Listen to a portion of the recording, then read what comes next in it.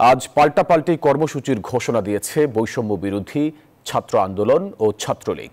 কোটা সংস্কার আন্দোলনে যারা রাজাকার স্লোগান দিচ্ছেন তাদের শেষ দেখিয়ে ছাড়বেন বলে সতর্ক করেছেন ছাত্রলীগ সভাপতি সাদ্দাম হোসেন। আর আঘাত আসলে প্রতিহতের ঘোষণা দিয়েছেন বৈষম্য বিরোধী ছাত্র আন্দোলনের সমন্বয়ক সার্জিস আলম। দুপুর 1:30টায় ছাত্রলীগ আর বিকেল 3টায় আন্দোলনে নামবে কোটা বিরোধীরা। সরকারি চাকুরিতে কোটা সংস্কারের দাবিতে আন্দোলনকারী ও ছাত্রলীগের সাথে সংঘর্ষে পুরো দেশ ছিল স্থবির। ঢাকা বিশ্ববিদ্যালয় সহ দেশের অধিকাংশ বিশ্ববিদ্যালয় ছিল রণক্ষেত্র। দিন গড়িয়ে রাতও আতঙ্ক ছড়িয়েছে ঢাকা বিশ্ববিদ্যালয় ক্যাম্পাসে। মুখোমুখি অবস্থানে ছিল দুপক্ষই।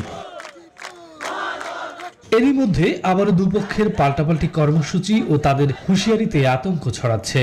গেল রাত 12টায় ছাত্রলীগ সভাপতি সাদ্দাম হোসেন জানান, রাজাকার স্লোগানকারীদের শেষ দেখিয়ে ছাড়বেন তারা। যারা আজকে এই হিম্মত দেখিয়েছে, যারা এই উদ্ধত্ত দেখিয়েছে, আমি রাজাকার বলার মতো রাজনৈতিক পরিষদ যারা তৈরি করেছে, তাদের শেষ বাংলাদেশ ছাত্রলীগ দেখেই ছাড়বে। এর রাজনৈতিক জবাব বাংলাদেশ ছাত্রলীগ সুনিশ্চিত করার জন্য দায়বদ্ধ থাকবে।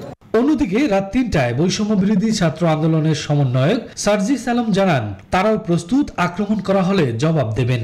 যদি আজকের মতো নেককারজনকভাবে যে কেউ বিন্দুমাত্র বাধা দেওয়ার চেষ্টা করে, আমরা আগেই বলে দিচ্ছি তার উপযুক্ত জবাব আজকের সহ যতগুলো তাদের প্রাপ্য, সেই প্রাপ্য আমরা বুঝিয়ে দিব।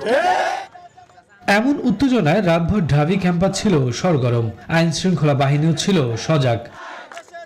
শফিকুজ্জামান রুবেল, নিউজ 24, ঢাকা।